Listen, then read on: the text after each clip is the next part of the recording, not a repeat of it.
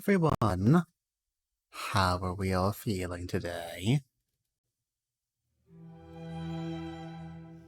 Today we're going to be killing more people.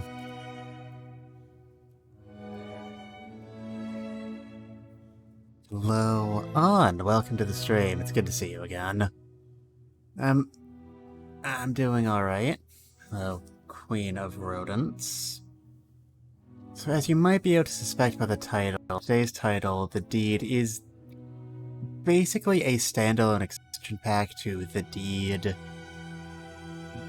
without subtitle, the game we played yesterday. It's the same general principle as the game we played last time. Hi, it's late night, please go into bed, but have a good stream. Thank you, Nava. Thank you for showing up, I appreciate you. As you can see, we have 3 different, instead of just the one general setup, we have our choice of 3 set in different years. I have done 0 testing for this because I am given to understand that it's basically already the same game we played last time. So instead, I'm going to just go down these in order. Which means our first case will be Blood Will Have Blood, set in 1401. Let's go. And yeah, I'll play the intro just so we know what's what. Same controls as last time, I see. Somewhere in the Scottish Highlands, October 19th, in the year 1382.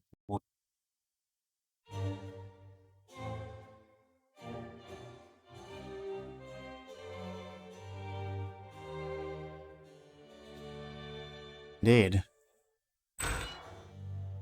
And that door is really heavy. It needs like some oiling or something, Jesus. Who is she? Yeah, there's nothing more that can be done for your mother, lad. Yeah, it's a strange thing. Almost like she's given up on fighting the sickness. Now, she's down with the sickness. It can't have been easy for her being abandoned by her new husband like that. Broke her heart. I don't expect she'll last the night. I'm not doing a Scottish accent. I'm sorry, I just don't have that in me right now. No! That can't be! Stifle those cries. You're a child no longer. It's time for you to become a man. It's no easy life being an orphan. You'll need to pack up your things by morning. There'll be a wagon waiting in the courtyard. Can't I stay here? No, lad. This will be reclaimed to pay the remainder of your stepfather's debts. Robert McKinnon. There'll be hell to pay if the usurers ever catch up with that man. Then, where will I go? Amongst a builery, not sure. The monks and Bulery Prior will have to agree to take you in. I'll treat you well enough if you can ever learn to pronounce their name. They get real sensitive about that, don't you know? So long as you can earn your keep. Now go and say your farewells to your mother, lad.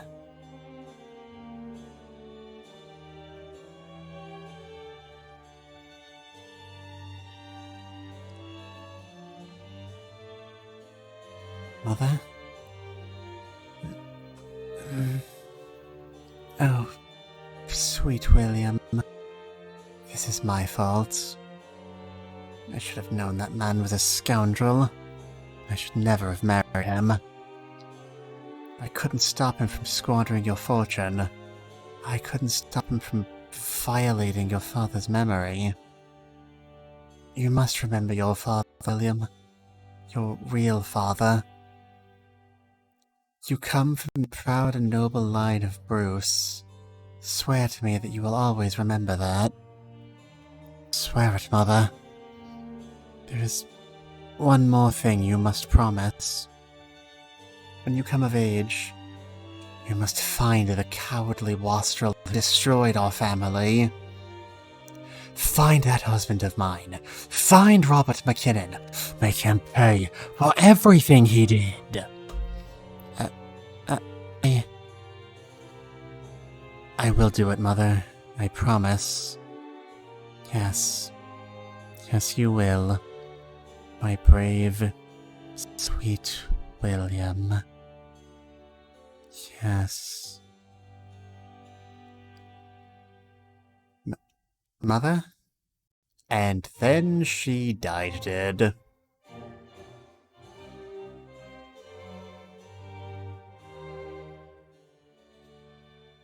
Mitsu, hehehe. Hi, Nia. I don't know what you find so entertaining about that boy's mother dying. Bewley Priory, Scotland, February 10th of the year 1401.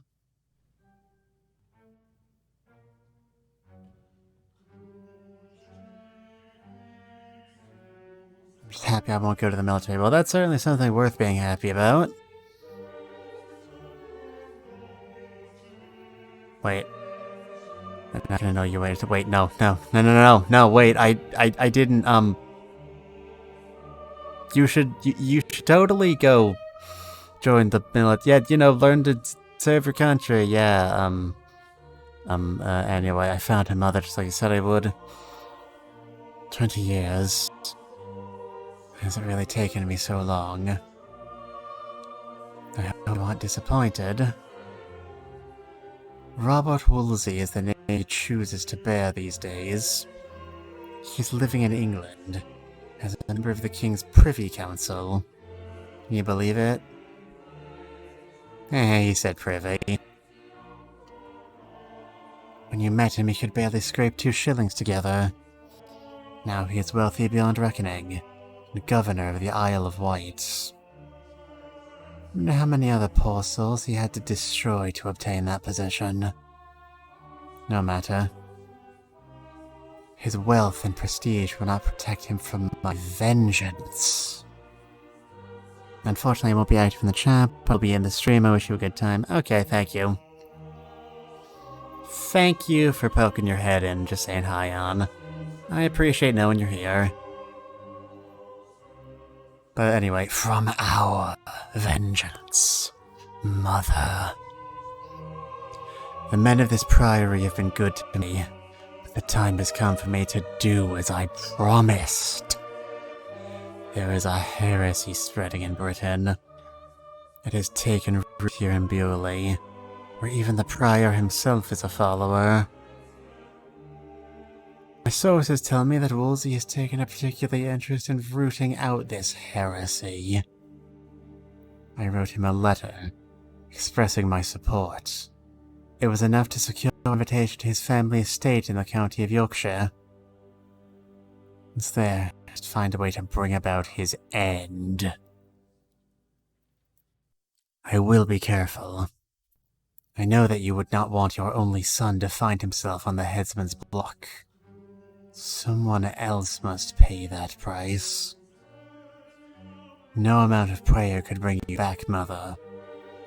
But you will be avenged. I will make this selfish unthrift pay for what he did to our family. Yeah, boy. So this is, I mean, at least to my mind, a much more sympathetic motive than what good old Aaron had in the, vanilla game. I'm curious if they're going to all be like that, or if they're going to spread the sympathy out a bit, maybe have one of them be, very sympathetic like this, one of them be pure evil, one of them be more in Aaron's general neighborhood. Anyway, we're here now. Dusk is fast approaching by the time you arrive at the Wolsey estate. A weary guardsman has ushered you through the outer gates, and into the large courtyard behind. The deed must be done tonight, after dinner. You should converse with the other guests and residents, and their weaknesses, and locate some evidence to use against them.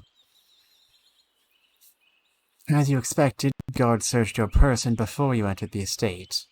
You must also find a fitting murder weapon while you are here. You cannot carry more than 2 items, so choose carefully.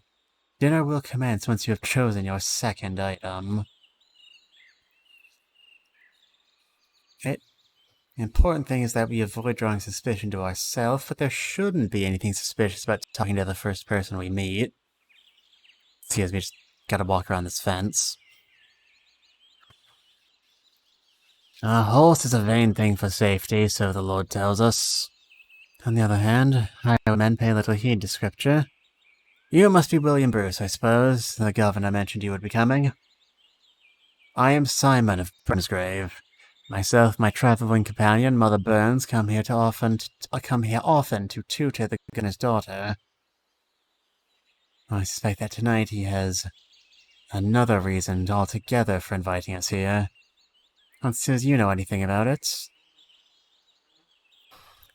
Well, I learned you existed all of a few minutes ago, so all I know is that I wrote him a letter. I wrote the governor a letter, and we've been corresponding ever since. That's all I know. Ah, yes, the governor does love his letters. In fact, that's how I came to know him as well. If you don't mind my asking, on what subject you correspond?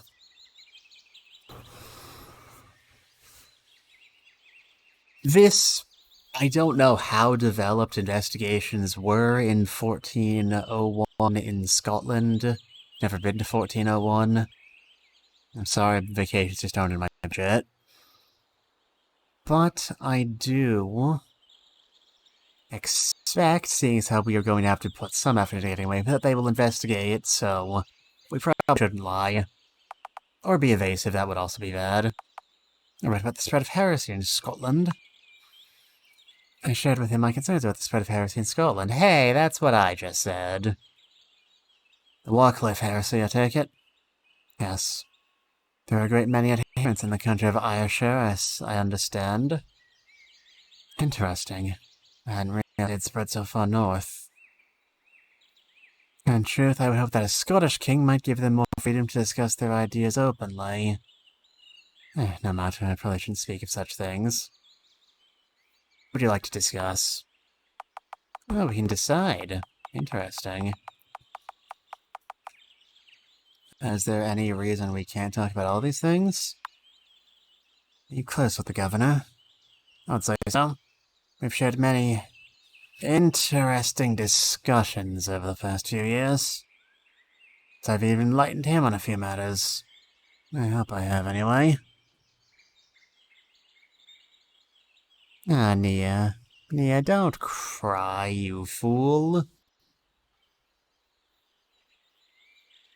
I'm very proud of you. You accomplished the thing.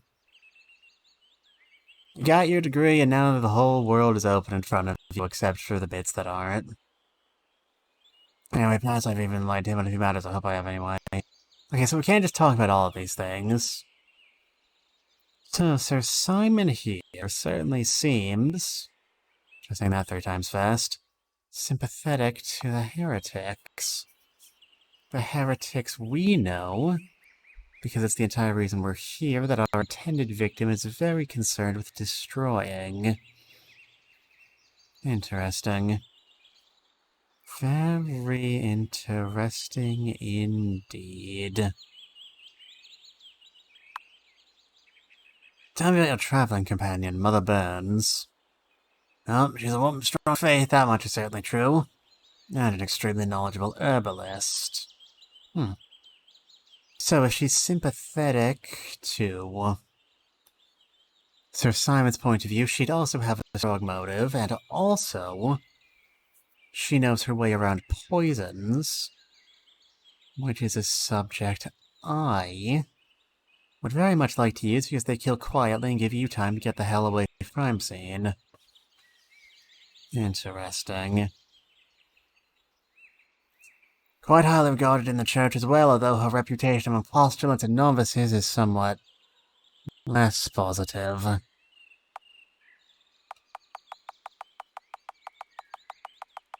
Oh, which of these is more likely to get me something I would appreciate?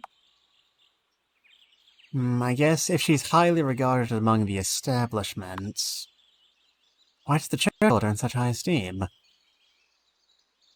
I suspect it's due to her passion. She's quick to uphold the will of the Church in Rome, whatever that may be.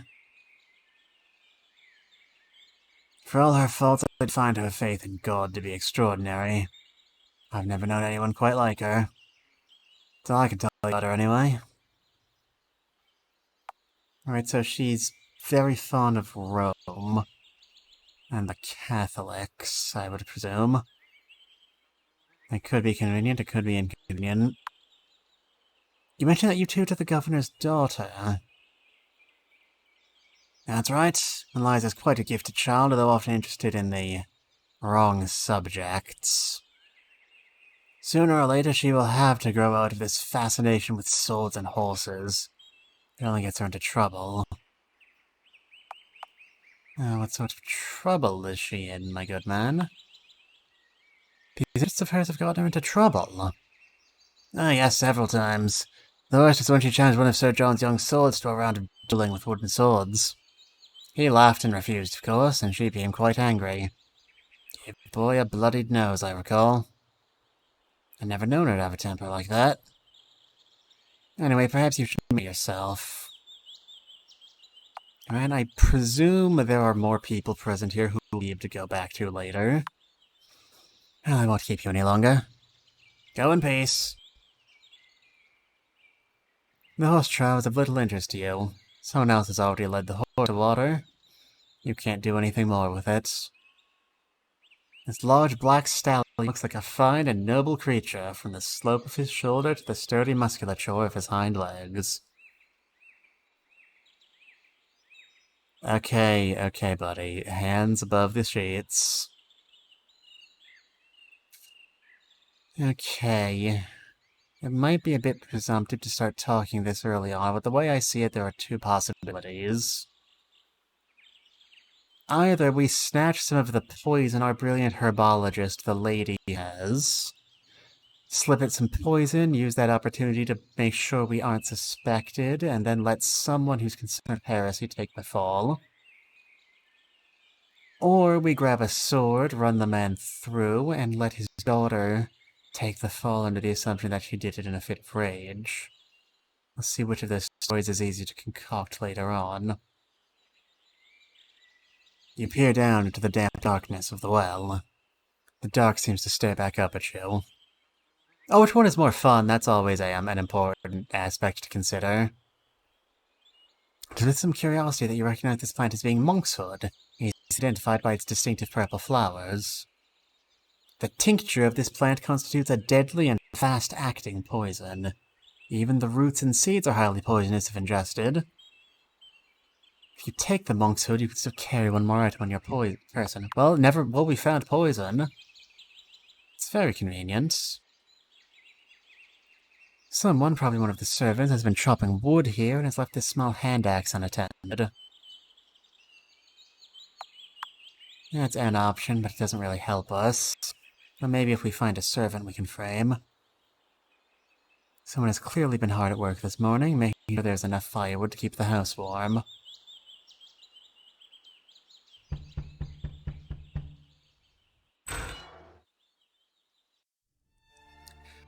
Good evening. Please do step inside the Great Hall. I'm Nicholas the Steward. All of the other dinner guests have already arrived, so you must be the mysterious William Bruce. Other guests? Oh yes. Dang. What did I do this time? Oh yes, perhaps you've already spoken to Brother Simon out in the courtyard. We are also honoured to have the Reverend Mother Mary Burns in our chapel, and Sir John de Ashton occupying the guest chamber. You'll find them on the upper floor if you pass through the side chamber over there. The kitchen is on the other side of the hall. There is nothing through there except the servants' quarters, though.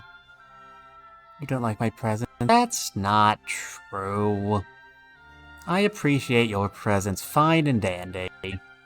You just never talk about anything other than how much you enjoy bonking me. If you feel hungry before dinner, speak to Alice. She will prepare something for you.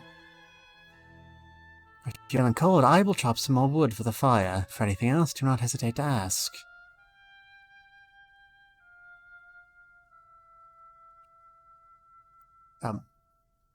Do forgive me, sir, I appear to have merged into your body. Well, how's it coming along? Not much longer now? Yeah, the guests have all arrived. This meal ought to be ready by now. See to it. Oh, I can't make the stew cook any faster, not without ruining the flavour. Do not talk back to me, impudent girl. But I simply do as I say. Make sure the meal is ready within the hour, or there will be consequences. Oh, buddy, you're kind of... A curse upon that man. Oh, I'm not the one he's trying to...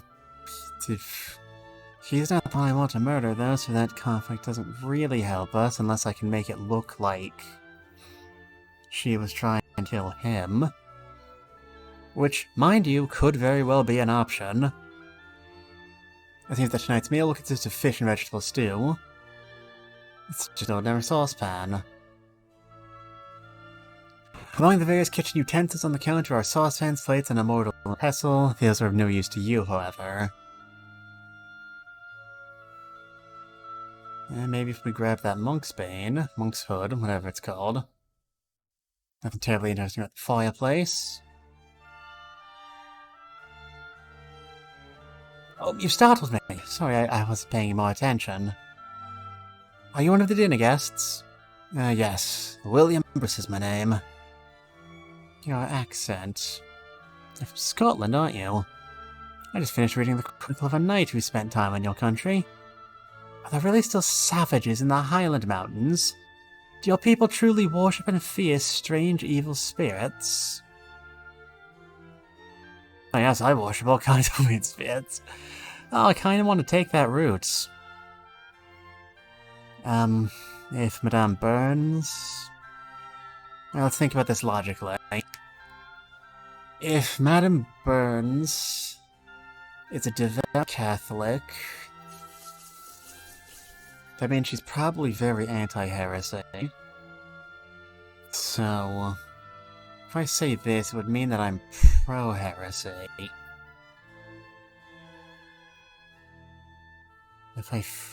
You know what, I'm gonna say this. I don't expect this to work, this first route to work anyway, because I don't know goddamn anything. Me too, I love your presence as well. Aw, dang, you little pumpkin. Shut your face. Of course, if we did not worship such spirits, we would never have a bountiful harvest. Don't you know how hard it is to grow no crops in the north, girl? I suppose I hadn't thought of that. We do have to sacrifice a pretty maiden now and then, but it's a small price to pay. We must have our corn and wheat come harvest time. Oh, you're not serious, are you? Yeah, of course not. Of course I'm not serious. I'm trying to teach you that you shouldn't believe everything you read. Oh, I'm not sure whether to be disappointed or relieved, actually. Can I help you with anything else? How long have you worked for the governor? He took me in when I was quite young, after I had suffered some ill fortune. The governor and his wife were so good to me, I'm sure I would be dead now if not for them. I feel for him so much, especially since his wife passed last year. He was struck hard by the death of his wife. Worst case scenario, we can always look like a suicide. Of course, he loved her dearly. He used to be so active and engaged with the world. Now it seems the only pleasure he gets is from long nights thinking and writing letters. Such a sad thing to see. Let's not talk about this anymore. Right? What's Mother Burns' story? Can you tell me anything at all about the Reverend Mother? Not really. She enjoys a spot of mulberry gin. She once told me that she keeps her own garden where she grows mulberries, as well as other fruit and herbs. Perhaps I should have been a nun if all they do is drink and tend to their gardens all day. So, managed to find any mulberry wine, we should poison that. Got it. How do you get along with Nicholas? Oh, he's been very kind. He's taught me a great deal about how to keep a good household. He's such a good teacher. He knows when to be stern and when to be gentle. Now, what has he taught you? Almost everything I know. When I came here, I had little clue as to how to work in an estate such as this. The truth is, I owe almost as much to Nicholas as I do to the governor himself. I suppose that's all you need to know about him. Alright, what about Brother Simon? Who here is going to be easier to frame? I'm curious about the monk, Brother Simon. I wonder if you can tell me anything about him. I'm afraid I don't know much about him, sir. He visits with the Reverend Mother every now and then to tutor little Eliza. I always feel a little bit of tension in the house when he's here, but that's probably just me being silly.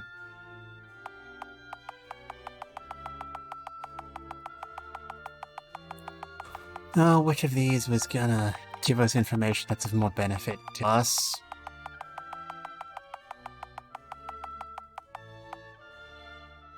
If he's close with the Reverend Mother, that would mean that he has access to her poisons. That's concrete information that's useful to us. He and the Reverend Mother always travel together, then. Only when they come here, I think. The governor personally selected them both as tutors for his daughter. I'm afraid that's all I can tell you about Brother Simon, anyway. Alright, what's Sir John's story? What can you tell me about Sir John? I've known him for much of my life, but I've never spoken to him much. He's far too high and noble to be concerned with the likes of me, I fear. And the governor's tomboy daughter. I don't want to frame her, she sounds cool.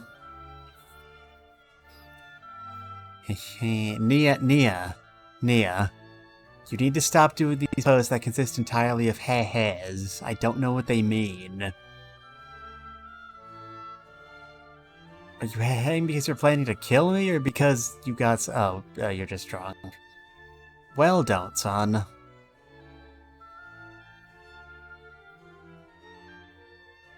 Stunts your growth. How'd you get along with the governor's daughter? Liza? Oh yes, she's a lovely girl. We play some wonderful games together. She always wants to play at nights, but her father won't allow it and I wouldn't know where to begin anyway. Don't poke me!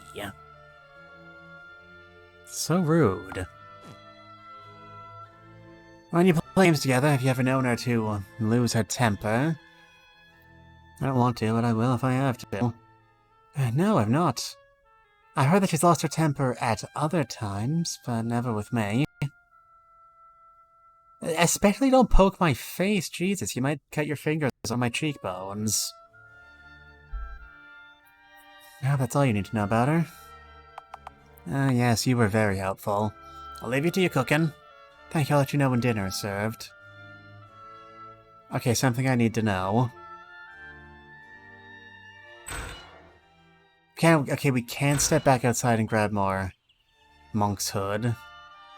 Me too, do you want some coffee and pastries, my treat? I wouldn't say no to a good scone or two.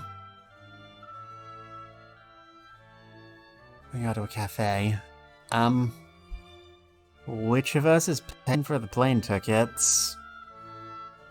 That seems like an important bit, seeing as how, you know, time, space, and distance. You did mention earlier you're Indonesian, right? I've never been to that entire landmass. Filipino. Ah, well, same op. It was somewhere outside of, you know, the core. I was right. Ow. I've scattered candles to provide some soft light around the windowless cellar. How did you forget? It's come up exactly once in the, like, few weeks I've been aware of your existence. There are quite a number of wine barrels down here. The governor apparently has a taste for it. As tempting as it may be, you decide that getting drunk is unlikely to help you at the moment. Yeah, Nia. Getting drunk's never made anyone's life better. Apparently one of the servants is in the middle of some household chores. These shelves contain some religious texts as well as books of legends and courtly romances. It would seem the servants of the house are unusually well educated. They've been taught to be good thunkers. You slide on the drawers of this wooden cabinet but find only cleaning supplies inside. Candles, wine barrels. These heavy sacks hold various kinds of vegetables stored away in the cool cellar. This length of rope serving from the wall looks thick and sturdy enough to serve as an effective murder weapon. Now, we could always hang the body to make it look like a suicide or frame one of the servants, but neither of those options is particularly in line with what I've got set up thus far. This small chamber would seem to belong to Alice the serving girl, given the lady's mirror and other artifacts on the small table. Yeah, good attention, Holmes. A red ribbon, the color of passion, would seem to indicate that this is a love letter of some sort. As you unravel it to take a look, you see that your suspicions are correct. Do not come to my bedchamber tonight. There are too many who might overhear our pleasures. Come tomorrow after Nicholas has turned in for the night. I'll be waiting. You recognize the governor's handwriting from your correspondence with him. It would seem that he is indulging in an affair with the servant girl. Oh. This alone would probably not implicate her in anything, but perhaps the unread letter can serve a purpose. Not yet. It's possible, but I'm already emotionally attached to the idea I have already. And we haven't laid enough groundwork. It'll be right and proper for you to climb into the bed of Alice the servant girl. Hey, don't judge me. I just want to look underneath it to see if there was any loose change. Oh, goodness me, there's no one here. Okay. A large pair of boots and a man's tunic messily strewn across the floor indicate that this is the private chambers of Nicholas, the steward of the estate. A few household ledgers to be found on this high shelf. You doubt that they contain anything of interest.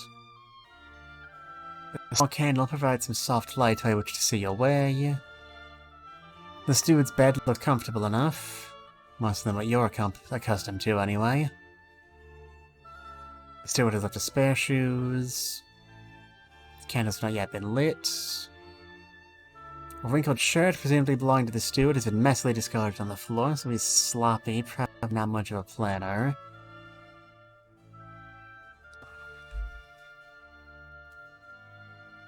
Is there anything in this room whatsoever? Nope, this whole trip was a waste of time. Okay, I'm seeing a lot of approaches we could take, but I'm not sure which one would be best.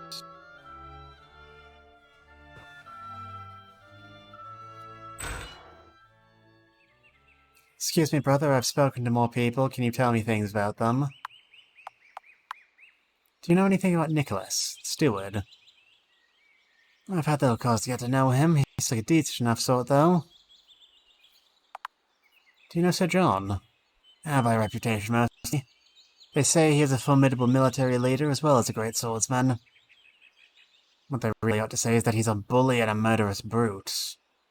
Which lads like him are tutored in martial matters from childhood and often mistake their training for God-given talent. You think Sir John is a murderer? Most nobles are. In Sir John's case, I know it to be the truth. When he was a young commander leading his men in the boer wars with your country, he developed a reputation for unusual cruelty. He was relieved of his command when a young man and his retinue died as a result of a severe beating. Sir John was never tried for the crime of murder. He is, after all, high-born. How do you know this? Let's just say I was not always a monk. I've heard many such stories in my time. Anyway, I'd better leave it at that. Oh my. Now what do you think about the servant girl? I like her, of course. She's grown into a good God-fearing young lady. I believe that the governor performed a good Christian act by taking her on off the streets.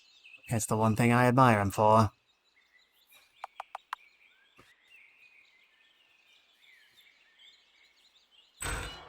Okay, so a sword killing could certainly make Sir John look bad. His plans give little life to the otherwise dismal hall.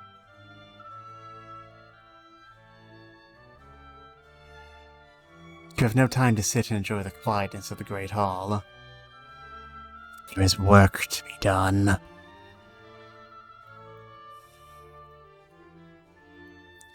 The finest chair is most usually reserved for the man of the house or a particularly honored guest. So not us. England's rampant lion decorates this kite shield, which is far too flawless to have ever seen real combat.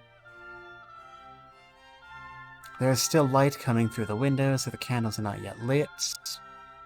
The fire iron, which hangs from the stone beside the grand fireplace, looks sharp and potentially deadly.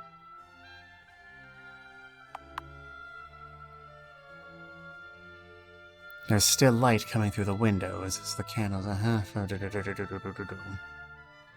What's over here?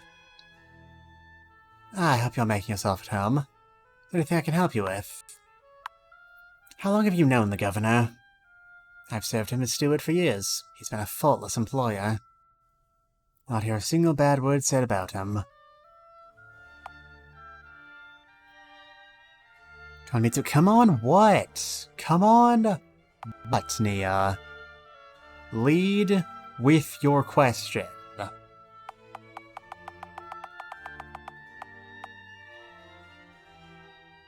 I am not at Soon today. I already have a friend whose whole gimmick is being, like, constantly accused of being at Soon today. If you force this bit on me as well, all that's going to happen is that we're going to get confused. Give a little thought for the rest of us. Anyway, what can you tell me about the Reverend Mother? Not a great deal, I'm afraid. I know that she can be rather stern with the governor's daughter in her lessons. I certainly wouldn't like to be her student, I'll say that much. Tell me about that servant girl. Oh, there's not much to tell. The governor took her in when she was fairly young, another poor beggar girl from the streets of York. He sought her education and training and made her into the woman she is today. Why would he take in a beggar girl? Well, the governor would say that it was simply the Christian thing to do. However, he is a shrewd man. I believe that it was simply a public gesture more than anything else. In this kingdom, the only thing more important than being a good Christian man is appearing to be a good Christian man. Now, enough talk about the servant girl. Alright then, Brother Simon. Well, do you know Brother Simon, the monk? Only by reputation, mostly. He seems like a decent enough man, if a little rough around the edges for a holy man. Considering his past, that's hardly surprising. What do you know about his past? Well, if you believe the rumors, he used to be a rough for hire before he turned to the church.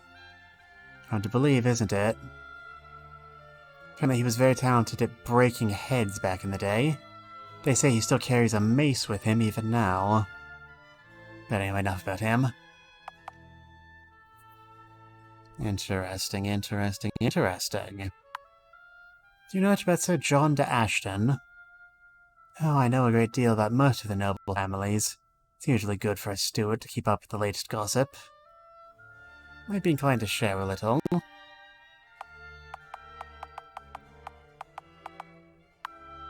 Does he harbor any dark secrets?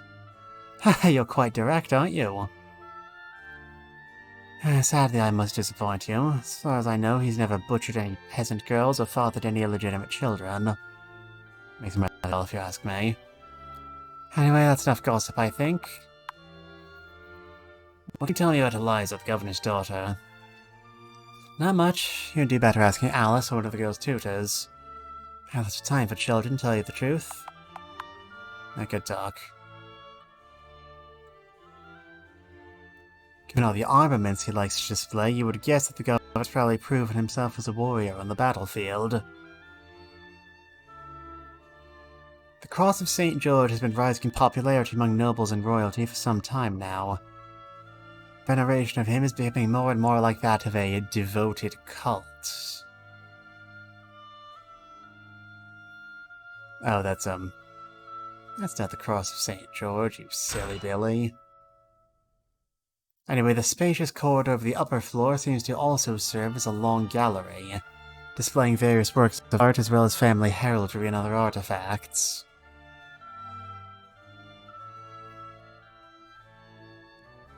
You dip your fingers into the font of holy water, ice cold to the touch. Make the sign of the cross. You wonder if God will forgive you for what you are about to do. Right, here we have a sword. Proudly displayed upon the cabinet is the governor's family sword, and a fine blade it is, carefully inscribed with his heraldry. The great sword is too large to conceal on your person. However, you might get a chance to collect it later. So basically, why couldn't we have done that with the shotgun last game? That's what I'd like to know. You assume this is the guest chamber in which Sir John is currently staying. From the looks of it, he didn't bring very many personal possessions with him on his journey.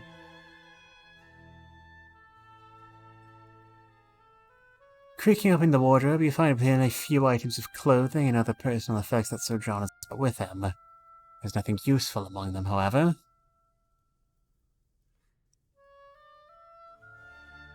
This small dagger probably belongs to the guest who is staying in this chamber.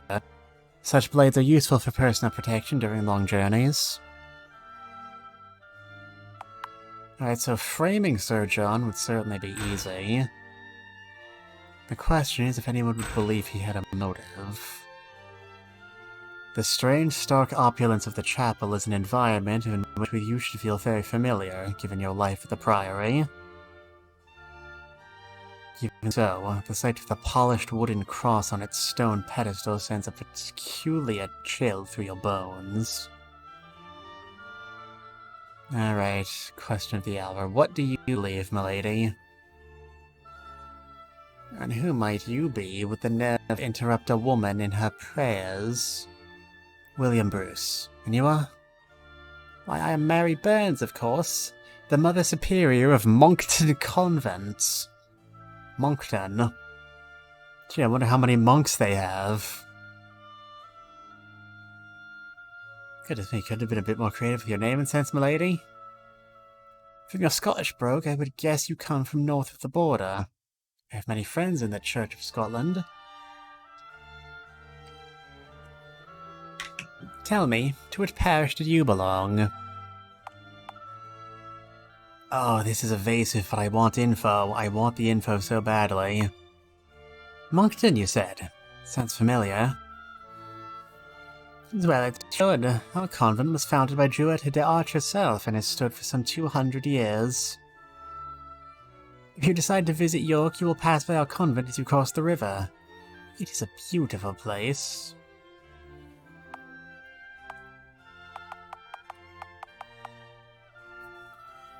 Okay, give me something to work with here. What are the nuns like in your convents? Oh, the younger ones tend to be quite wayward, I find. They require a stern hand. The Lord urges us not to spare the rod when it is required. It's actually one of the strongest ways of expressing Christian love, I believe. What do you want from me? Does the governor often confide in you? Oh yes, I actually regard myself as his spiritual advisor and confessor. You see, he's a bit of a businessman, and I am his right hand. We have a business where we sell forgiveness from the Lord in the form of a sort of non-fungible token of his forgiveness. He shares with me everything from his hopes and dreams to his worst nightmares. I act as a conduit between him and Almighty God. And what sort of hopes and dreams does he share with you? Would they make a good final boss theme for some sort of independently made role-playing game from the Orients? Oh, I'd be a poor confessor indeed if I were to discuss the details of our discussions with you. Governor had hopes for his own future and for the future of his country, just like any man. That's all I'm inclined to share. Well, tell me of Brother Simon. A good man, if a little soft. If you ask me, men cannot afford to be meek and gentle in times such as these. What can you tell me about Sir John? Oh, very little. I barely know the man, and I don't much care to. Do you know Nicholas, steward? I know him personally, of course not. I do not come here to associate myself with the servants. Oh, do you know Alice the servant girl? Too well, I fear. Why the governor decided to take in that little daggle-tailed street wench, I have no idea. Well, she seems like a good enough girl to me. Well, then perhaps you are a poor judge of character. Don't wish to discuss her any further. You're one of Eliza's tutors, aren't you? That's right. Difficult child, no doubt about it. A young lady should not take such interest as she does, wrestling and swordplay and so on. It is quite improper. Is she difficult in her lessons? Oh, not in my lessons, only because I take a firm hand with her. Left her own devices, she would be quite a terror, I'm sure. Oh, that's enough about the girl. I'll leave you to your prayer, then. Very good. The symbolism of the cross has never been lost on you. You understand suffering all too well. Now we're finally going to share it with someone who deserves this.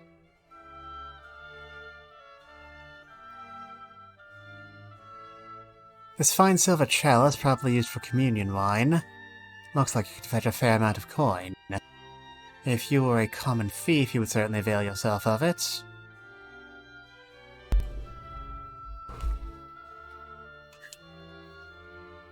If you take this chest, you can still carry one more item on your person. So we could frame someone for thievery. Now is not the time for prayer. They've already been answered. The Reverend Mother's few possessions to be contained within this modest traveling pack. She certainly travels much lighter than Brother Simon does. Interesting, interesting, very, very interesting indeed. This panel shows the gruesome torture of godly folk by non-believers. The monks at the Priory had a similar fascination with the macabre. This peaceful nativity scene feels unsettling to look at under the present circumstances. Oh, hello there. By my reckoning, you used to be William Bruce. I am Sir John of the Great Northern House of Ashton. Pleasure to make your acquaintance. Bruce. Now there's a name with some history behind it. You must have some rather illustrious ancestors behind you. Oh, me? I'm not a noble. It's a common enough name. The line of Bruce spread their seed from Carrick to the Shire of Inverness. These days it is a name shared by nobles and commoners alike. My father was not of noble birth, and neither was his father before him. I see. I suppose sometimes a name is just a name. We want to hide the fact that we're here to murder our stepfather, so sharing that fact would be, imprudent. What was your father's trade then, if he wasn't among the landowning gentry?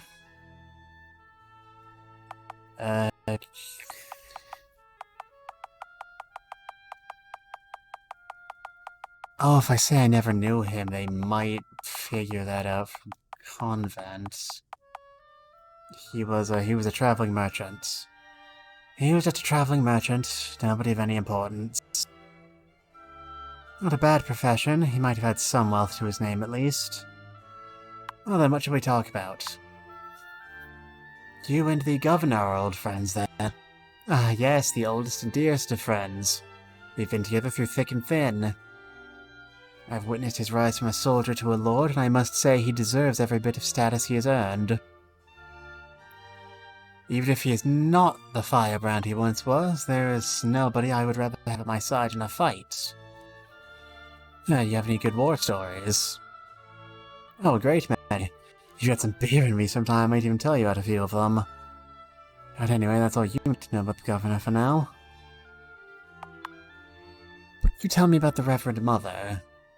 Oh, she's one of Eliza's tutors. I haven't spoken to her much, but she seems to be very close to the governor. She seems like a sour-faced old crone, but I do wonder about her sometimes. So you don't like her then? I didn't say that. I might not like to see that sour face every day, but she seems like a fine lady. For a nun, anyway. You know Brother Simon? Unfortunately, yes. The governor insists on inviting him here to tutor his daughter. Suppose he sees something in him that I do not.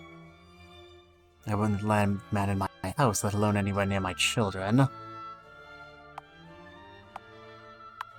It sounds like you think he's dangerous. Dangerous is a good word. At the very least, I believe he harbors dangerous ideas. It's no secret that he's soft on heresy. Perhaps he's even a heretic himself, secretly. Oh, let's talk about something else. I can feel myself getting annoyed. Do you know about Nicholas the Steward?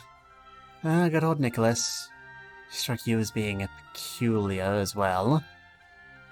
Oh, he's quite harmless, I assure you. A confirmed bachelor these days, and it's probably better that he stays that way. Why does he strike you as peculiar, exactly? Well, it's just a nature, I suppose. He's a little bit funny in the head. Sometimes his mood seems to swing from one extreme to the other, and I've caught him talking to himself more than once. But like I said, he's quite harmless. He's been a very fine servant for the governor. What do you think of the governor's daughter? Ah, she's an amusing little thing. She told me she wants to be a knight when she grows up. Poor girl. Do you know about Alice, the servant girl? Oh, she seems like a nice girl, doesn't she? Despite the fact that she used to be a street urchin. It's true what they say about redheads, though. They can have quite a temper. Why do you think the girl took in a street urchin? Well, there could be many reasons. She's not exactly bad to look at, is she? Or perhaps he did so purely for the goodness of his heart. Yes, let's give old Robert the benefit of the doubt, shall we? I'm afraid I can't tell you much else about her. I'd better get going. Very well, William. This decorated room, known as a cabinet, likely serves as a study and private meeting room for the man of the house. The chambers of the governor and his daughter lie beyond.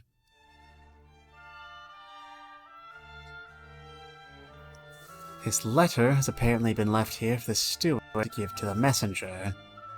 You make sure that Sir John is not watching before carefully untying the ribbon to read it. It's come to my attention that you still have significant debts to my household. It would be unfortunate if I were forced to take further measures to retrieve these monies. The threatening letter is not signed for obvious reasons, perhaps, but it does appear to be in the governor's handwriting. The intended recipient is also not mentioned by name. Oh, debts. I wish I'd known that before I start talking about other things. Alright, nothing useful among the heirlooms. The young dark-haired girl who sits at the nearby dressing table seems to be lost in her daydreams. You assume this must be the governor's daughter, Eliza. You make sure that the dark-haired girl is suitably distracted before peeking inside the ornate bronze container which sits atop this small chest of drawers. Inside, among various keepsakes, there is a single lock of red hair. I would guess that it probably belonged to the girl's mother, though there's nothing to identify it as such. Red hair. Oh, Alice, why didn't I think to frame you sooner? Mitsu? Nia? Guess what? No, I don't think I will. I haven't slept yet. I figured. You know, I can see your game tag on the Discord. I know how long you've been playing League. I'm gonna take a 4-hour nap. I mean, technically that does mean you slept. Slept. Oh, new. What's your name? William Bruce. You must be Eliza, the governor's daughter. Yes, that's right. Funny accent. You're one of my father's friends, then? That's not a polite thing to say. It's not so nice to say that my accent is funny. Your accent sounds just as strange to me. Oh, yes, I understand. So I've hurt your feelings. Oh, it's fine. You did not hurt my feelings. That's good. The Reverend Mother says that I need to think before I speak sometimes. I have something else. You went along with your father? Oh yes, just last week he took me to see the Rude Scene monolith. If you see how many hours did I play League, I mean they don't like give timestamps. I just look on and I see you're playing League, then I look on later and I still see you're playing League. And I look on after that and guess what? You're playing League. You no good, Nick. They say it was built by giants if you believe in them. Well, I've never seen any. But Brother Simon is quite tall. Nice game. I've been enjoying myself too, though I'm struggling to put together a theory with all this many directions we could go in. Mother Burns? Yes, she is, and takes confessions from my father too. She's very clever, isn't she? She can tell me about all the flowers in the forest, what each one is called, and what they can be used for. Oh, you were talking about League. I'm sorry, I forgot you only have one personality trait. She could be a little more gentle at times. Like Brother Simon. And she's stern towards you? Well, sometimes she strikes me with a birch rod. Father says it helps me to learn, but sometimes she does it when I haven't even done anything wrong. She has a bad temper. Please don't tell anyone I said that, though. Do you know Brother Simon well? Of course I do. He tutors me sometimes. He can be funny when he's not being boring. Or can you tell me about Sir John? Sir John is my godfather and my father's friend. Sometimes he brings me gifts when he visits. I like him. But does he always get along with your father? Of course they are best friends. Most of the time, anyway. Most of the time. Well, I did hear them arguing earlier today. I'm not sure what it was about. I'm sure they've probably made up by now, though. They always do. I don't have one personality trait, I have 6. Oh yes, strength, dexterity, intelligence, wisdom, charisma, and luck. Not gonna say which one takes you dumpster. Do you and Nicholas get along? He's alright. A little bit of a bore, he doesn't play games with me like Alice. I wish someone would teach him to be less of a bore and have better manners. Better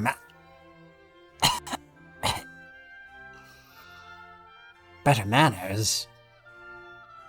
Fox. The Codex of Ultimate Wisdom? Well, Mother Burns told me that's terribly bad manners for a man to strike a lady. He struck you? No, but I saw him strike Alice once. Not sure she even did anything wrong. Oh, let's not talk about him anymore. He's boring. Eva, hello, it's good to see you. Thank you for the hydrate redeem. I literally just did that illegally, but I guess that's the world I live in now.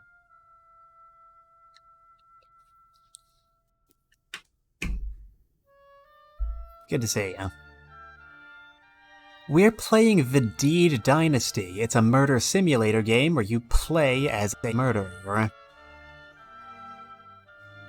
And it's called Dynasty because you can go to, like, different times. It's kind of like Hitman, for those of you who didn't know. Eva streamed Hitman yesterday down there. But you're not a hitman, you're a person with an individual motive. So the idea is less about not getting seen, like sneaking around wearing disguises, and less about doing frame-ups and avoiding suspicion when the police show up after the fact. We're playing the 1400 scenario wrong, so we're playing as this monk, intent on killing our stepfather after he abandoned our family. And right now I'm just going around questioning people, trying to find out who would make a good target for our frame-up. This lady here is our future victim, the Lord's daughter. She wants to be a knight when she grows up. Alice is my best friend. We often play games together. Oh, she's marvelous, isn't she? I could talk. Need to be going. Alright then. Your dad, no time to be sitting around. Bed is small but comfortable.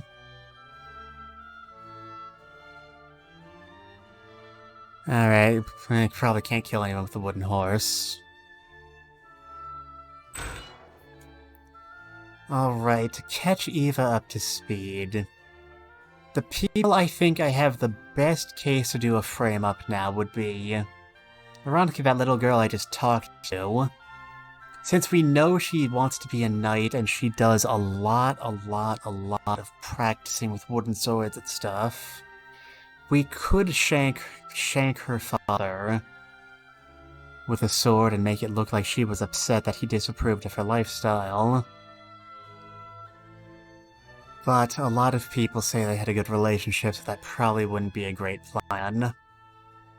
My number one choice for who I want to frame is the Lady Mother Superior Mady Burgess. She's a brilliant herbatologist. At least we're not in grass. Yeah, that's probably for the better.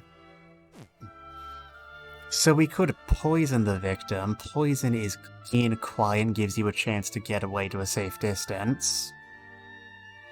Hearing you so casually talk about shanking and framing someone is very entertaining to me, Lamau. That's easy for you to say, Miss Mercenary. At least I spend most of my time talking about it because I'm used to stopping people who do it.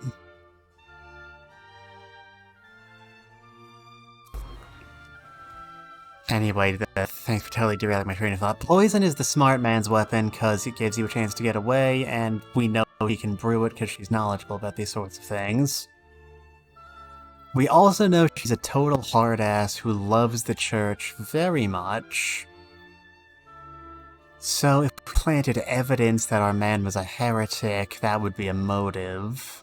Haven't found any evidence to that extent yet, but, could easily be a problem. There's also her traveling companion and our daughter, other tutor. It's not our daughter, we don't have a daughter, we're a monk. Not even an underwater monk. Sir Simon is a former ruffian, we've been told, who apparently carries a mace, so there's that. Maybe if we use this letter of debt here and plant it in his room, that would be an extra special bonus. It remains to be seen. Your blood turns to ice when you see him standing so close. This villain you've been hunting for so long. It doesn't look like the years have changed him much. Or since he was a former highwayman, we could always just plant something valuable like that silver chalice we found earlier in his room, and set it up to look like theft. It's also an option. On his desk, the governor has a collection of works by Ambrose and other scholars of the church. Several passages have been outlined. Now consider this point. If life is a burden, then death is freedom from it. If life is a punishment, then death is a deliverance. You suppose it's good that he feels so philosophical about these things. The governor's standing too close for you to start going to his private correspondence, the bastard. How dare you interfere with my plot to murder you? Oh, William Bruce, I assume. You look just as I pictured you. Greetings, Governor Woolsey. I'm so glad you could join us for dinner tonight. There are so many things to discuss. Regardless of any history between our two countries, we are all Christians and must face the threat of heresy together. More than anything else, though, I want you to see this as an opportunity to meet my friends and family. Perhaps soon you will come to count yourself among them. Do you have a family of your own, William? You never mentioned them in your letters. Well, we said this much to his friend. We should probably keep our story straight. Of course I have a family. I'm no orphan or bastard. I didn't think you were. You just never mentioned them, which made me curious. Who is your father, then? My father is a Scottish merchant, fairly gifted in his trade. And he has a gifted son as well. You have superb penmanship and a sharp mind. I could put both of them to good use if you will indulge me. Anyway, I should return to my work. I look forward to continuing our conversation during dinner. Thank the Lord it's only the 1400s and they don't have background checks yet. Why am I always the third wheel? Because you never talk about anything other than League of Legends. And making fun of me. Eva, you're not gonna believe this. Before you showed up, Nia accused me of being a tsundere. Is this what it's like for you? Is it like this all the time for you? God, I'm kinda sorry now. Anyway, the governor does not seem to be paying attention, so he decides it's worth the risk of opening this chest. Rather gruesome discovery waits inside. Various implements of torture are contained within this box of horrors. Among them, you recognize a device known as a heretic's fork, and another called a cat's paw. While apparently quite effective for inflicting long-term abuse. Speaking of family, I haven't met your wife. What kind of unhinged response is that? Eva. Well, like the previous game also had an option like this. The reason we want to kill this guy so badly is because he used to be our stepfather, but he ran out on the family and left us so destitute that dear old mom died. So that's the sort of, you know, the very cinematic, oh, you know, I can't switch back to my normal face because I'll have the hotkey set up to the advanced text button. Oh, you know, I haven't seen your wife in a while. Do you regret murdering her at all, you bastard? And then, presumably, you immediately shank him in the kidneys. I'm not gonna do that because I haven't even picked up a murder weapon yet. You were just about to close the chest when you saw the leather satchel small enough to conceal on your person. It contains small, blunt truncheons and pins meant to inflict. If someone DMs you telling you about League of Legends, do not install it. It will install a virus called League of Legends on your computer. Yep, there's... Too late. Nia, it's too late, Eva. They already got to her. Tragedy. Small blunt truncheons and pins meant to inflict pain without leaving much physical evidence, as well as some restraints. This could raise some interesting questions. Okay, if we plant that... but the chest is still there. I don't know what that would mean. A leather-bound volume containing unauthorized translations from the Holy Bible sits atop a pile of artifacts. Hello, sir. You suppose that this outlawed text is being kept for study, or perhaps awaiting destruction at the hands of the governor? You wonder if it could be useful to you. Oh, Chad, I just started rubbing my hands together like a fly plotting to eat someone's sandwich. If you take this book, okay, I have a plan. We take that book. We plant it somewhere where it will be easier to find, but still look like it belongs to the governor. We head back outside and grab some poison. We kill the bastard by using poison. We run away. We let our heresies-hating herpetologist take the fall of the crime. How does that sound to you all? Am I a genius or am I a genius? At his bedside, the governor has a collection of volumes by Thomas Aquinas. You take a book from the top of the pile and leaf through it. Yet if heretics be altogether uprooted by death, this is not contrary to our Lord's command, which is to be understood as referring to the care when a cockle cannot be plunged up without plucking up the weeds.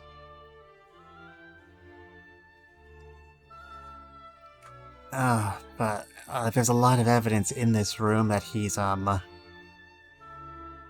fairly fond of heresy. Maybe if we grab the book... plant it in the Mother Superior's room?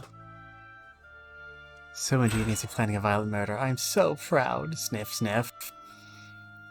Yeah, well, I've been on the other side of the equation often enough. You,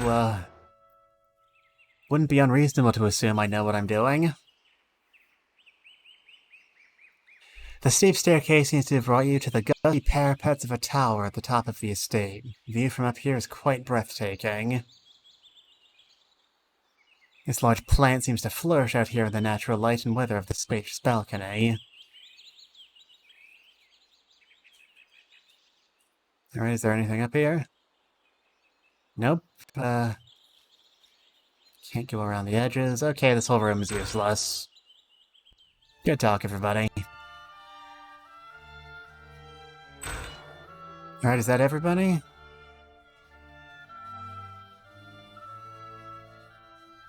That appears to be all the rooms. Yeah, we've already been downstairs. Okay, is there anybody I haven't talked about with Sir Simon? Sir... You're not... Are you Sir Simon? You're Simon, aren't you?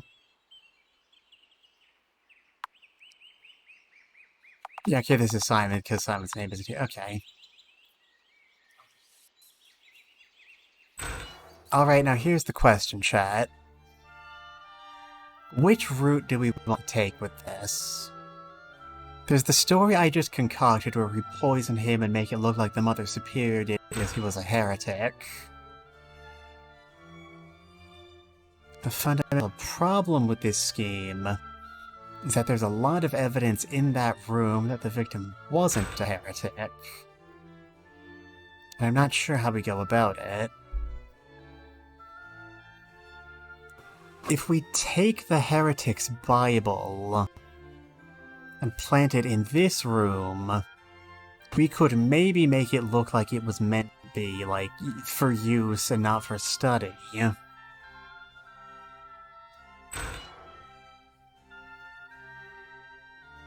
If we plant it in the Mother Superior's room, that would make it look like she had it, but it would remove what little evidence there is that it belonged to the victim. There's also, we have to keep in mind, there's also the issue that if the first game in the series is any indication, this was kind of not properly programmed, and it's entirely possible that they'll just completely bungle, like, not even recognize what I'm trying to do there. We could also grab some of those torture implements out of his room. and plant them in the Mother Superior's room to make it look like she's even more extreme than she actually is. Alternatively, if we don't want to risk this path, we could also grab a sword or a mace, use that to kill the victim, and plant... Okay, where was it? There it is. And plant this silver chalice here in Simon's room, since we know that he's a former highwayman. That's a far more straightforward frame job, but it involves more direct violence against the victim, which would be less than ideal in terms of how easy it would be to physically get away with it. More risk-taking defensive wounds, more sound of a struggle, meaning there's less time for us to get the hell away.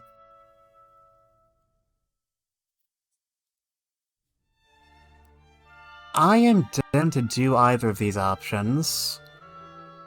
If either of you have any plans regarding what you'd rather see, if you think it would be more interesting to see me pick up a mace, or a sword, or a hatchet, or what have you, or if you would rather see a smug Mother Superior be framed rather than a fairly decent-looking, by all accounts, reformed criminal, I'm down for whatever.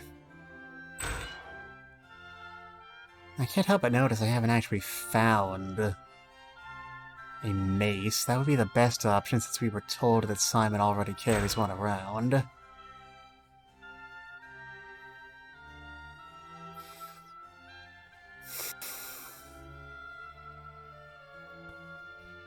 Yeah, if there was a mace in there, That definitely sounds interesting, but follow your heart.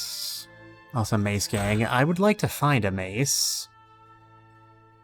That seems like a fairly important part of that plan. We've heard at least rumors that he's ex-military, so a sword would also work, but the mace is more directly applicable to him.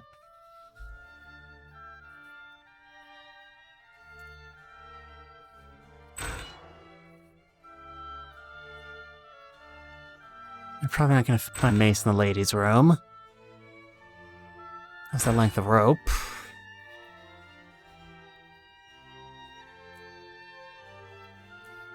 Alright, if Nia doesn't have any opinion, then my heart says I want to poison someone. As she seems like a bigger jerk, she probably deserves it more. So first and foremost, if we step outside, it is with some curiosity that you recognize this plant as being monkshood. It's identified by its distinctive purple flowers. The tincture of this plant constitutes a deadly and fast-acting poison. Even the roots and seeds are highly poisonous if ingested. If you take the monk's hood, you can still carry one more item on your person. Bending down, you collect some roots and seeds from the plant and conceal them on your person. And, am I thinking this correctly? Among the various kitchen utensils on the counter is a mortar and pestle. It could be used to grind the monk's hood root and seeds into a powder, but not while the servant girl is watching. So I was right about that being a detail. Okay. And then, for our second item, we will swing on by and secretly pick up that Bible. A leather-bound volume, unauthorized translations. No, a dinosaur. How horrifying. They should make a case in dinosaurs. And set in, like, dinosaur times. That would be hilarious. Right, you remove the volume from the wooden chest and hide it on your person. Sounds like we're being summoned to dinner. I'd better not be late.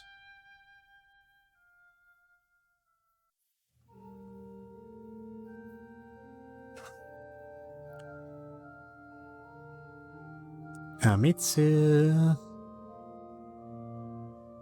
Nia, every time you, like, open a quote like that out of nowhere, my blood genuinely freezes. Do you want cheesecake? I don't know how you expect me to get cheesecake, even if I'd say yes. We are currently on different continents. May I see your new horse after we finish at the table, Brother Simon? Of course, child. As long as you clear your plate. But yes, I would like some cheesecake, thank you for asking. How old is he? Is he a war horse? Has he been in many battles? Quiet down, Eliza. Don't pester him with your childish questions. It's 6 a.m. Go the fuck to sleep. An audiobook by Simon L. Jackson. No, well, I can't argue with logic. But I just... Silence! I've had quite enough of this silly preoccupation with horses and battles and such things. I think we should intervene there. There's no need to speak so sternly, Reverend Mother. There's no need to be quite so stern with the girl. She was not being impolite. As her tutor, perhaps you should let me decide what is polite and what is not. I know how to handle young miscreants. So, Robert, you want to tell us why you've really asked us here this evening? Patience is a virtue, Brother Simon. However, since we are all here, we might as well get to it. May I, Mitsu? Mia, if you really insist, I'd be happy to let you do the honors. As some of you are aware, I am a close friend of the Archbishop of Canterbury, Thomas Arundel. I met him while he was serving at the Archbishop of York, and we found that we shared quite a big deal in common with one another. Once I have returned from the Isle of Wight and seen out the final days of my governorship, I will be serving as his right hand in a new mission. What mission, exactly? I'll be serving in the office of Haerit Kai Praetatis Inquisitor, Inquisitor of Heretical Improprieties.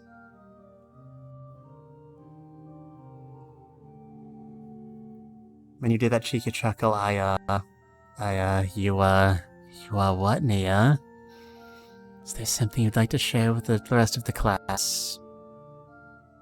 You found a cute— oh, you god son of a 5-alarm hot sauce bot friend.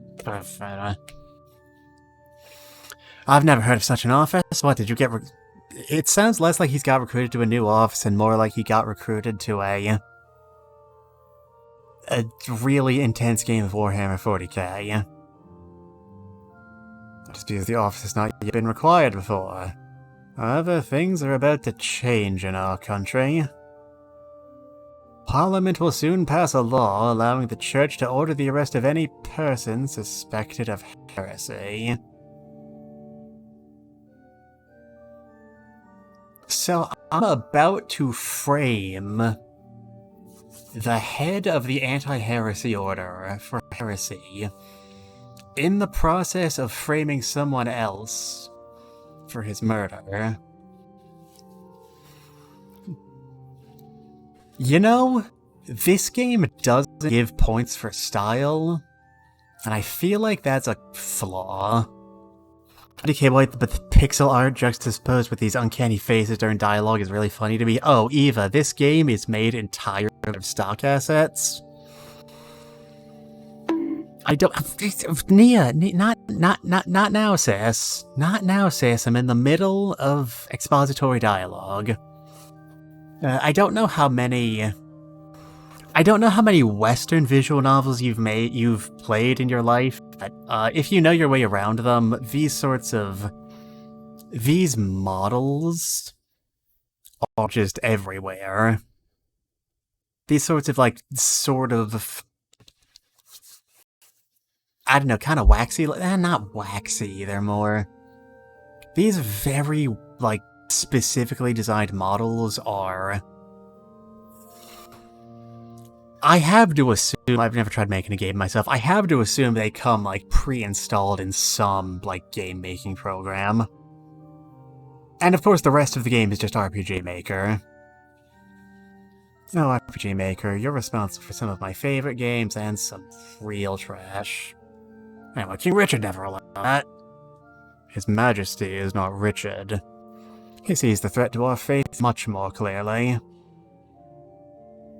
Not to mention his gratitude. Without the support of the Church, Henry would not have been king. We cannot let these heretics destroy our church.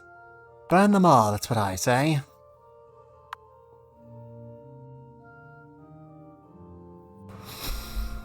Oh, what approach do I want to take here?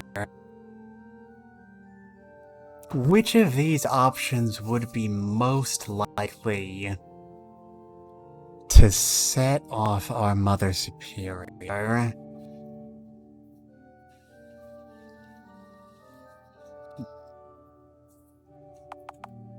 If we just go all in and say, oh, what an evil, contemptible thing to say, that's probably going to make the Inquisitor get someone to investigate the murder we're about to commit more suspicious of us. Yeah, I think Nia might have the idea here. Let's go sensibly objecting. You sound almost gleeful about it, Sir John. Gleeful? Perhaps. Shouldn't one feel joy while defending the faith that one loves so dearly? Well said, and on the subject of defending our faith, I don't think there was any option there that would've made our late speak up, but it would have been nice. I intend to form a privy council of my own. He said privy. To help root out this heresy. That is why I have asked all of you here today. Of course, in my opinion, the heretics are only the beginning of the problem. Tell me, William, what is your opinion on the existence of witchcraft? I'd like to hear what the Reverend Mother thinks. Reverend Mother, what is your opinion? Opinion? I have no such thing. The word of God is clear on the matter. You'll not permit the sorceress to live. As usual, the Reverend Mother cuts to the heart of it. I have been studying the works of Thomas Aquinas of late. He argued that witches can, in fact, perform miracles. I mean, our Gamma witch made me this dope-ass overlay you're looking at. Is that a miracle? Because I really appreciate it. If we take a miracle to mean that which is beyond human understanding, but not beyond the power of God, what does all this have to do with heresy? Does it not seem to you that witchcraft is the ultimate form of heresy?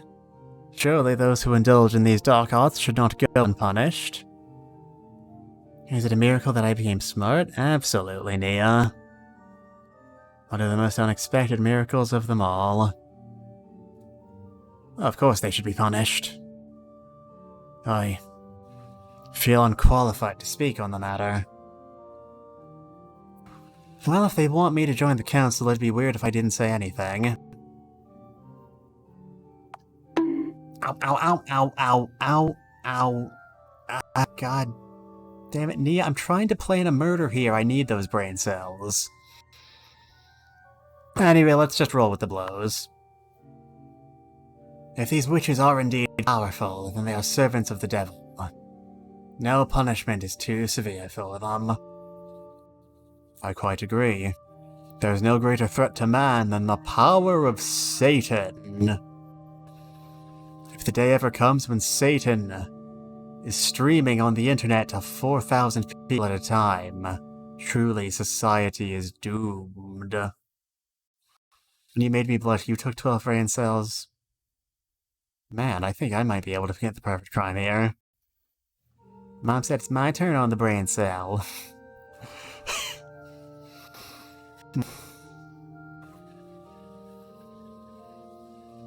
This may be a conversation for another time. I first consider dealing with these damned heretics.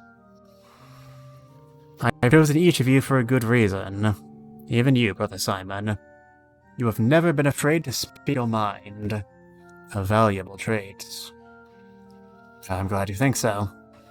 And you, William Bruce, can keep me updated on the activities of the heretics north of the border. Well, it would look very suspicious if we were inconsistent in our position, so... I would be glad to assist you on the condition that the heretics are treated with justice. This must not become a mindless slaughter. Of course. Isn't that what we all want? Despite any differences we might have, we are all good Christians, I believe. That is the most important thing of all. Hear, hear. Here, there, and everywhere. Even under there. Anyway, I think we are finished here for tonight. I must go and take in some fresh air. Would you be good enough to prepare communion for me later, Brother Simon? Certainly, Governor. Myself and the Reverend Mother will see to it.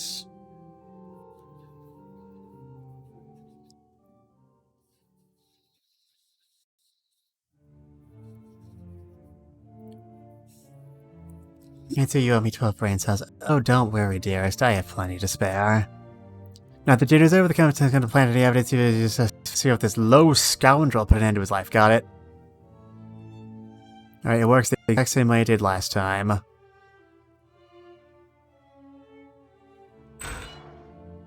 Alright, first order of business. We agreed we wanted to plant the Heretic's Bible back in the room where we originally picked it up, but somewhere it will look more suspicious.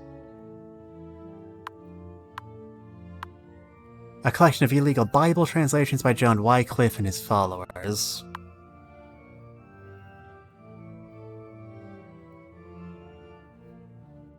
You know, Ronald Knox, the author of Knox's 10 Commands for Mystery Writers, one of the most influential bits of scholarship about mystery fiction ever written,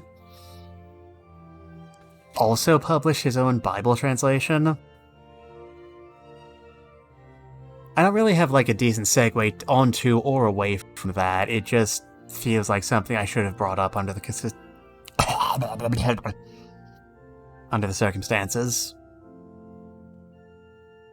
These texts are a full and accurate translation of the Word of God into the common tongue of England. Such transparency has caused no trouble for the Church. Do you wish to plant the Bible under the mattress of the governor's bed? I 100% would like that. You lift the mattress of the bed and slide the incriminating text underneath. Just enough of it revealed so that it won't be difficult to spot during a search. I thought you became... Mitzi, you scared me, thought you became a zombie. No, it was pretty touch and go for a second there, but I made it through the events of Death Among the Undead with all of my flesh intact. Alright, now that we've framed our framey, let's go do our setup. First and foremost, we need to grind our seeds into a poison. You work as quickly as you can, using the pestle to crush the seeds and grind the root into a powder. When you are finished, you throw the unused parts of the plant onto the fireplace.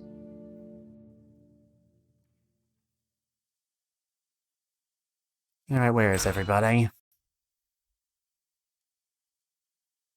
Just take a quick room for the sake of a quick read of the rooms to make sure we take our own alibis.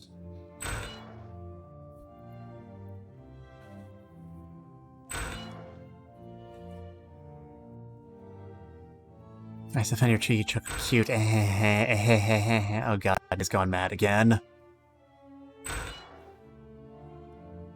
I really hate it when I do I don't know what you're building up to. I don't know if you're gonna bonk me.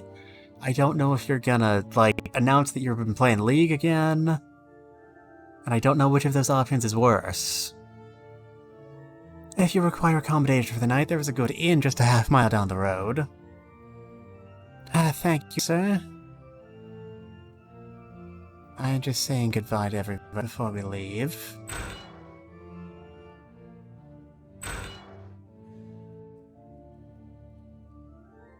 Brother Simon and the Reverend Mother appear to be deep in prayer. We may not be right to disturb them. Okay, I guess we did it. Is the act of killing really so straightforward as that, you wonder?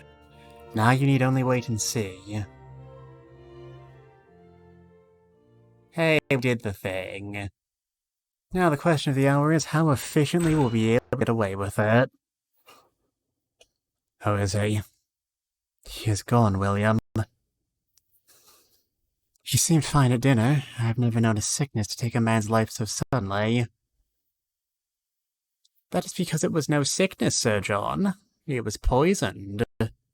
No. Poisoned? How can you be so sure? I have some knowledge of herbs and medicines. His symptoms were so violent, and his death so quick that it could only have been monkshood. Monkshood? You mean wolfsbane? Yes, it is often used to kill wolves. Its poison works just as well on men, however. But if he had eaten poison, wouldn't we all have suffered the same fate? We ate from the same pot of stew, after all. He must have taken the poison another way. I'm sure of it. Hard as it is to believe, the Reverend Mother is rarely mistaken about such things. Nicholas? I'm sorry. What do you need, Brother Simon? Where can I find the Sheriff of the Shire? That would be Thomas de Bromflet. I believe he is currently at your castle. Then I will ride there with haste. Everyone else should remain here until I return. I'm sure he will have questions for all of us.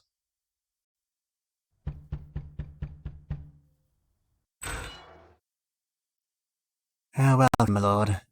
I wish I could say that I was pleased to see you.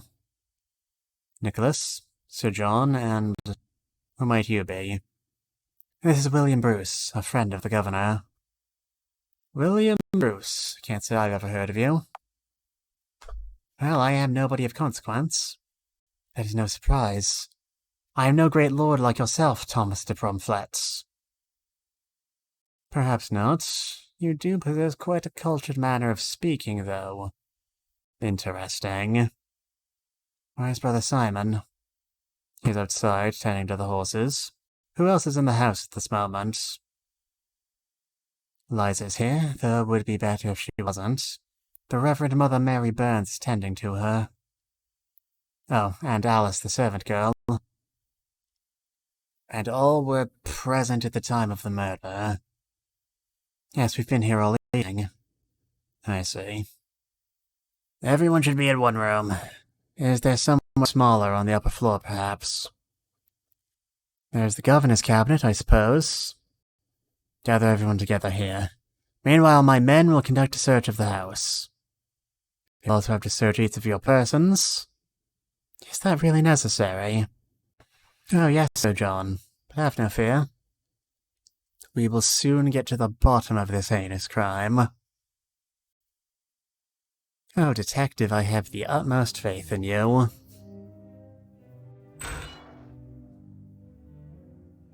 How is the girl? She's resting now, though I doubt she will find peaceful sleep for some time. Poor child. Let her rest for now. I may have questions for her later. First of all, I would like to run through the events of the day with each of you. What I have gathered, each of you had the opportunity to slip away to the top of the tower at some time shortly after dinner. William Bruce. As far as I can tell, you are the outsider here. You will forgive me if my questions are directed at you for the moment. Oh, how do we want to play this? If we act completely evasive, we won't be able to give leading questions, and that would just not be. I worry there is such a thing as being, too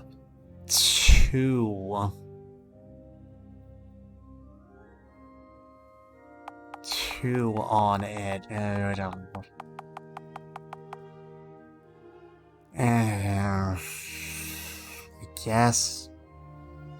I guess we should just play it like... be polite, be accommodating, be the outsider who has nothing to do with the crime.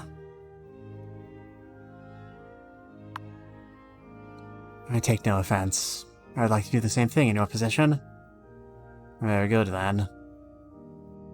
The truth is, I still have no idea who are. Tell me something about your past.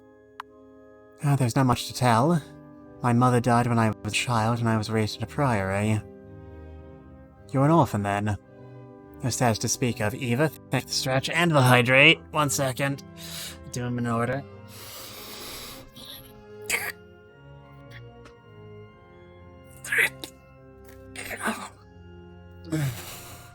God, I had to shut my eyes to do that. Did the mic pick up every vertebrae in my spine cracking when I did that? And let's lubricate our insides a bit. Thank you.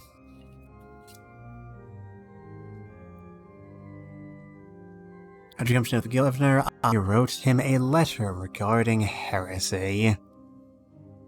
We absolutely should not say this because it's our motive. I wrote him a letter regarding the spread of heresy in Scotland. He was intrigued enough to invite me to his estate. That's right, William told us much earlier today. Bullet dodged. You first reached out to him, then? Yes, I knew he would be interested in the matter. I see. Tell me, what time of day did you arrive here? I can answer that. I saw William arrive in the courtyard while I was tending to my horse. Just before dusk. Did he say anything to you? Oh yes, he came over and I introduced myself to him. I seem to recall that we spoke about the spread of the Wycliffe heresy in Scotland. I'm not trying to frame you, so there's no reason to say anything untoward. Indeed, I remember speaking about heresy. Go on. We then spoke about Sir John, his military exploits. Again, we did. I seem to remember that we spoke about the Reverend Mother. I remember that the Church holds her in high esteem due to her strong faith. Yes. I suppose that is something I will have to remember. I should hope so. We also spoke about Eliza and her unusual interests. I am thoroughly convinced this will not matter anything if we just say that's right to everything, but my sense of suspension of disbelief thinks it would be weird if they didn't suspect me when I was obviously being really evasive, so I'll point out that she likes to duel with swords. You mentioned that she likes to duel with swords sometimes. Yes. Wooden ones, of course. A little unusual, certainly, but it sounds harmless enough to me. Otherwise, we said nothing of consequence. I was also there when William arrived. I greeted him on his entrance to the house and told him where to find the other guests. Did you speak with him again after that? Yes, we spoke a little about Brother Simon. Yes, we did speak about him. What about Sir John, as I recall? We seemed to be fishing for some dark secrets in his past, but I don't know of any. That's so. Jealousy, must be. I don't think we spoke about anything else of importance. Indeed. Let's move on. I spoke to William when he came to the kitchen.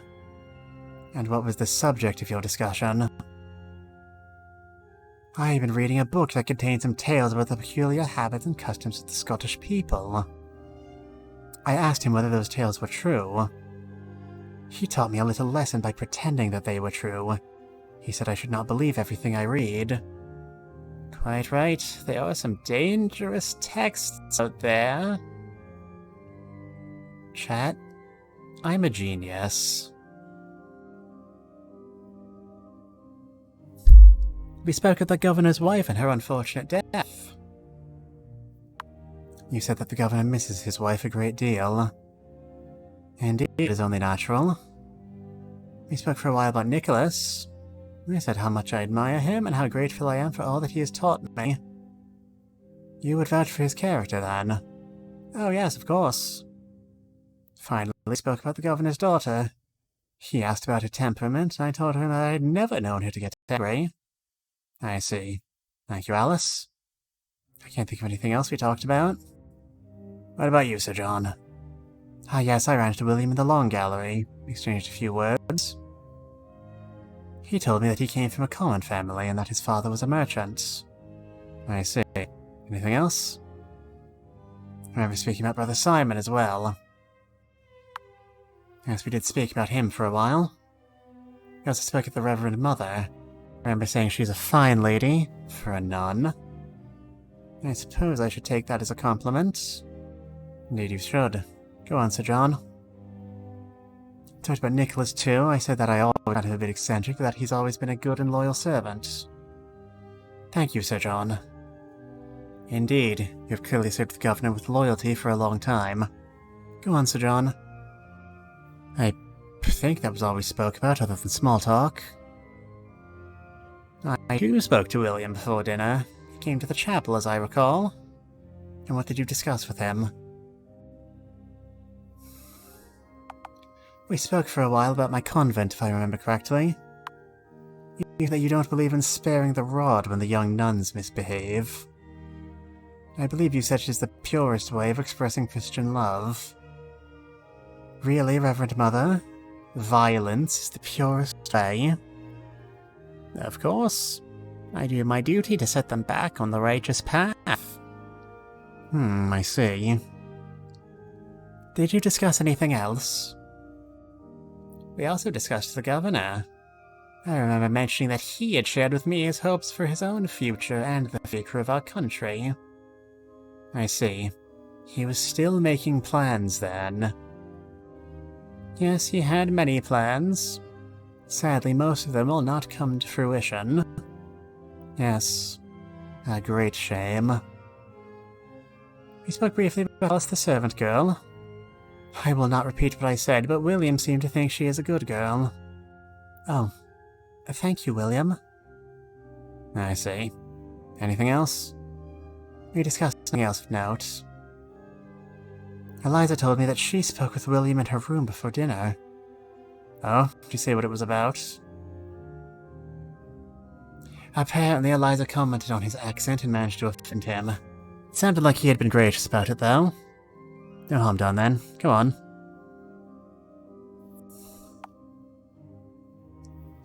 She also said that they spoke about the Reverend Mother and her lessons.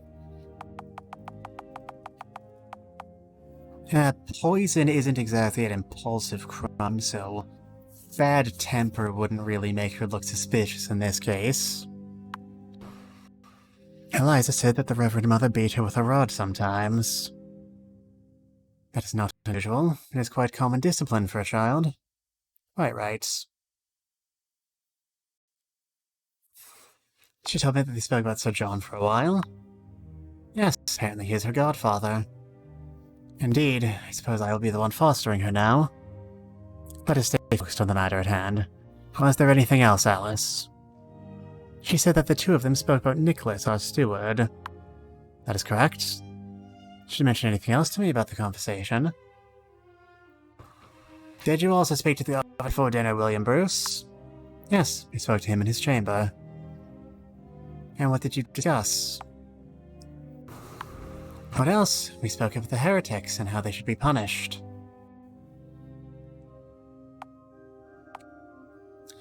Try to be more specific if you can. When in doubt, stay consistent. I advise that we shouldn't be too brutal in punishing the heretics. It is always better to try and reform them. That is wise counsel.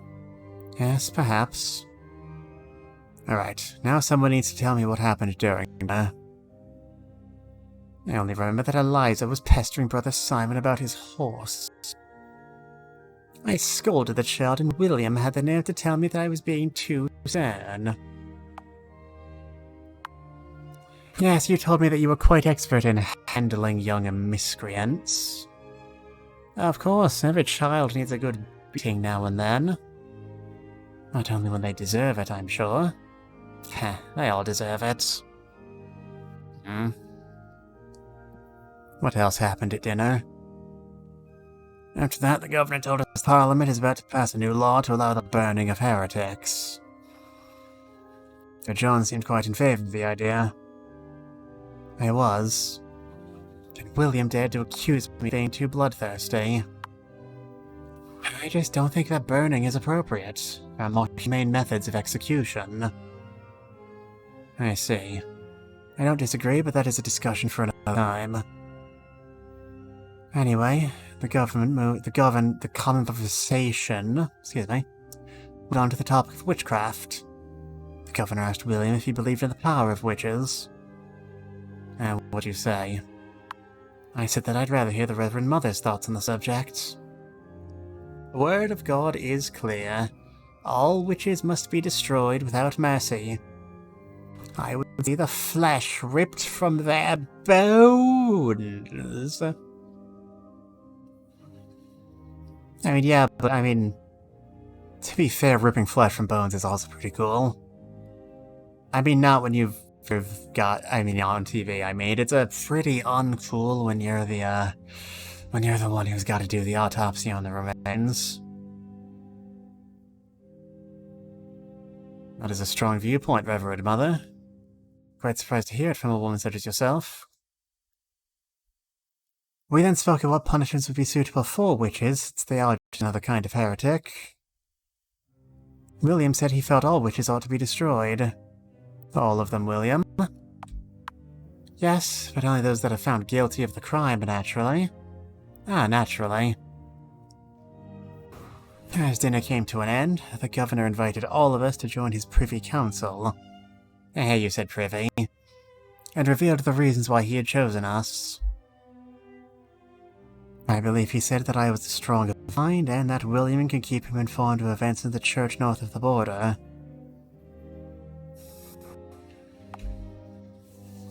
What did you say about that, William Bruce? I'll admit that I had some reservations. That's right, you wanted to be sure the heretics were treated justly. Suppose that is fair enough. The next time I saw the governor, his sick had already taken hold. Let us move on to discussing the manner of the governor's death. Poison is usually regarded as a woman's weapon. Alice, you prepare all of the governor's meals, yes? Yes, but I would never... And I understand that you are quite a knowledgeable herbalist, Reverend Mother. Oh, that is correct, but I hope you are not implying what I think you are. I am merely making observations. We also can't rule out the possibility that he took his own life, as unlikely as it seems. I will now take counsel with my captain of the guard. Did you find anything during your search of the persons? Nothing of note on Sir John, the steward, or the two members of the clergy. We did find this letter on the servant girl. Let me see it. I can explain. There is no need. Lords betting their servant girls is hardly anything new. Alice, how could you? It may be moral, Reverend Mother, but it does not give her any reason to kill the man. It's of no interest as far as I'm concerned. It is of interest to me. I expect you to come and see me for confession later, Alice. Yes, Reverend Mother.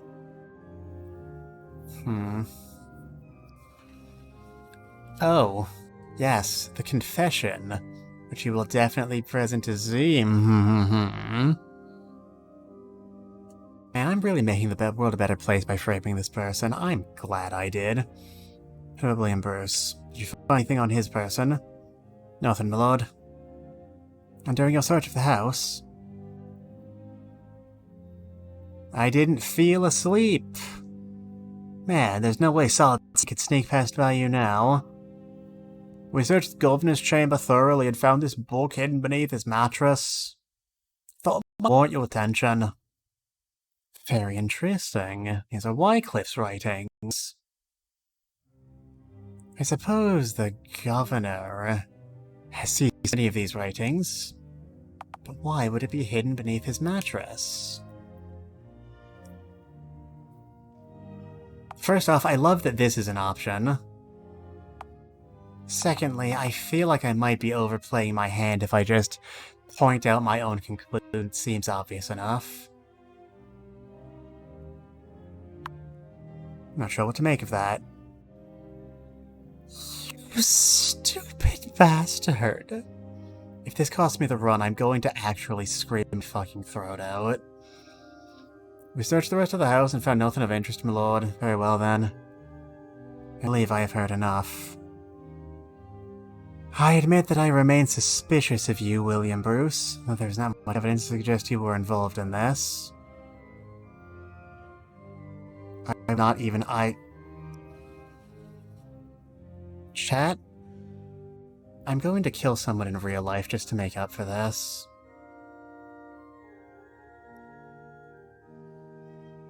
What do you mean it was? How? Why would? What?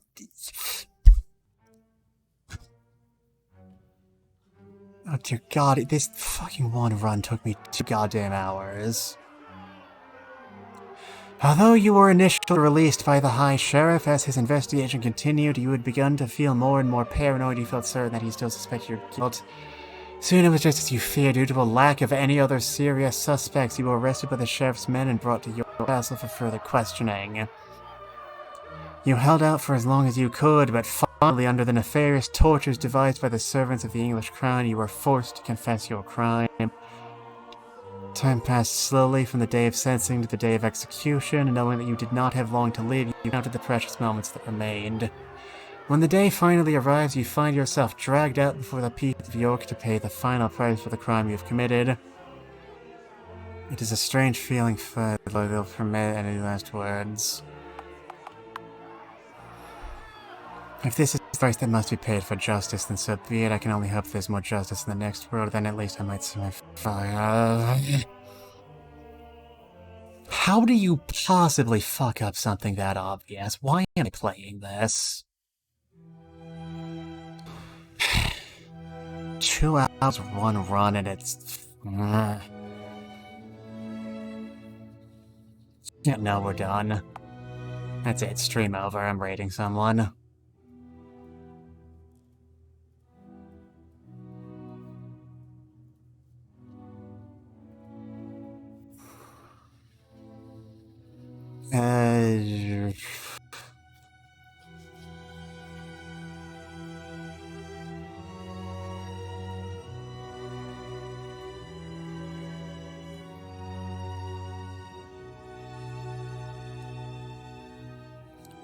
Okay, nobody seems to be streaming anything that interesting. I wanted to maybe look at somebody a bit more outside of my usual wheelhouse, not what we usually do, but...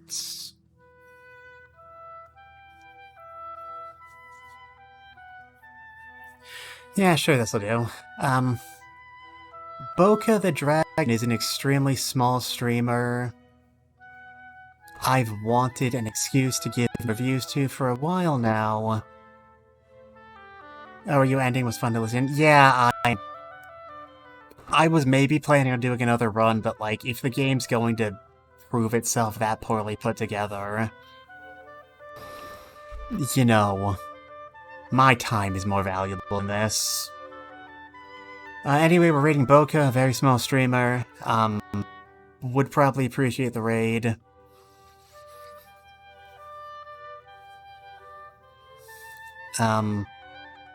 Probably gonna put up another new schedule midweek after I finish sometime, so look out for that, because God knows the series has lost all of its good faith. And also my voice is starting to go because I got real pissed off in the old game. Anyway,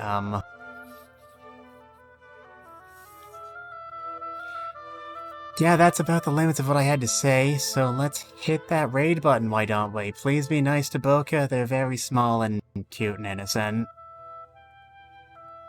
Thank you for showing up, Eva and Nia. Thank you for showing up if you're still in chat on. I appreciate talking to all of you today.